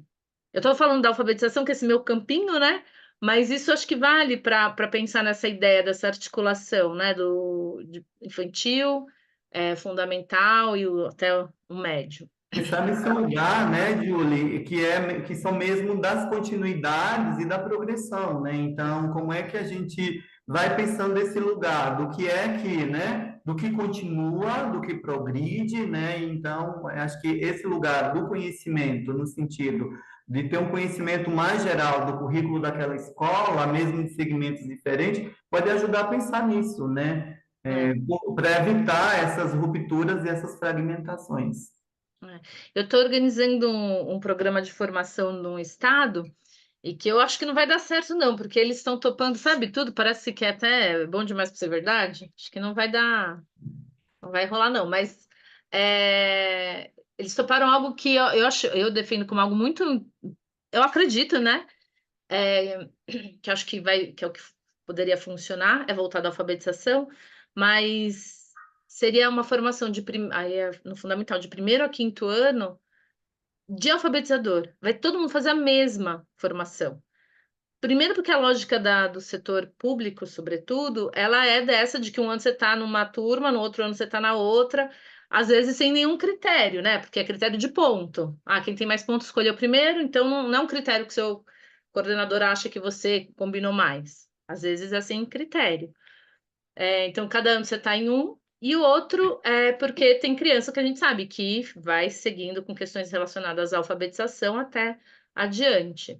E saber ler, né, e escrever como um direito que precisa, que diz respeito a todos, né, essa garantia desse direito, garantir esse direito para as crianças, e que, então, a alfabetização como um princípio. Então, quem é professor precisa saber ser um alfabetizador. Ainda que esteja no 5º ano, ele também é um alfabetizador. Então, o pessoal topou essa ideia, achou bom, vamos ver se vai dar certo. Depois eu conto para vocês, porque eu tô achando que. Ok. Tô achando isso é bom demais para ser verdade. Mas eu acho que é isso, sabe? De pensar um pouco nessa. Claro que esse recorte ainda é do fundamental, mas já entendo como um ganho, de achar que o professor do 4º e 5º ano vai estudar sobre alfabetização também. Tem que saber sobre alfabetização. Uhum. Enfim, quero te agradecer muitíssimo, Noé, por vir compartilhar aqui. Eu assisti também, Thelma, a defesa dele. Mas é sempre bom, muito bom ouvir, poder ouvir de novo, poder escutar e suscitar outras reflexões, refletir também a partir do comentário, né, que os colegas vão fazendo, das reflexões que vocês vão fazendo a partir do que o Noé traz. Quero agradecer muito sua disponibilidade para estar aqui, agradecer a presença de todo mundo também. Não deixem de se inscrever, de compartilhar nas suas redes. Reitero aqui, né, como eu falei no início, que toda vez que vocês compartilham, interagem com os conteúdos do Reescritas, vocês facilitam, né, para que vocês favorecem para que esse conteúdo chegue a mais professoras e mais professores. Então, deixo o convite para que vocês ajudem a ampliar essa nossa rede de estudos, de identificações e de aspirações para educação. Agradeço mais uma vez o Noé. E agradeço a todo Eu, mundo. Um bom eu, final de que- eu quero também agradecer a você, Julie, né, aí, ao Reescrita, por essa oportunidade, né, por esse convite, né, e por confiar, né, em mim, em relação a essa pesquisa. Quero agradecer a todas, né, não sei se tem algum né, a todos, a todas, né, aqui, né, por ficar com a gente até esse momento, pelas contribuições, pelas reflexões, né. Quero agradecer muitas minhas colegas que estão aí, né, assim, mais diretamente aqui da Rede da Chapada, né, aqui de cara eu estou vendo Ivonete, Vailma, Thelma, né, talvez tenha alguém aí também mais, né? Mas agradecer a cada um de vocês por estar aqui, por esses diálogos que nós estabelecemos. E dizer, né, que se alguém quiser continuar nesse diálogo sobre transição, né, pode contactar comigo, que eu terei o maior prazer da gente seguir dialogando, ok? Está aí também, né, a dissertação, quem quiser, né, ter acesso, acho que está aí no Reescrita, né, no link, e também pode me pedir diretamente que eu passo para vocês. Pessoal, muito obrigado. Acho que a gente aprende muito, né, nessas trocas, né, nesses diálogos. Então, gratidão a todas e a todos. Obrigada. E o Noé já está convidado aí para trazer sua pesquisa de doutorado para a gente.